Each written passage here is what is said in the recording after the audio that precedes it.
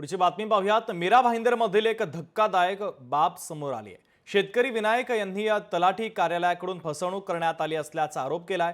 जमिनीच्या कागदपत्रामध्ये फेरफार करत एका कंपनीच्या नावे केल्याचा आरोप त्यांनी केलेला आहे। या संदर्भात कोणतीही सूचना विनायक यांना देण्यात आली नव्हती असं देखील त्यांचं म्हणणं आहे।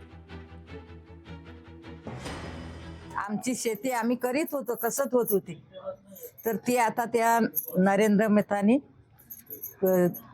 हरप केली तर मग ते आता आम्हाला काय हे करीत नाही। आम्ही गरीब लोक काय करणार आम्ही? मग हे आम्ही न्यायासाठी केलं।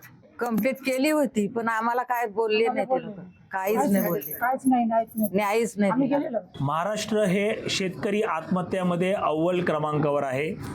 गेल्या वर्षी 767 अशी नोंद होती शेतकरी आत्महत्यामध्ये।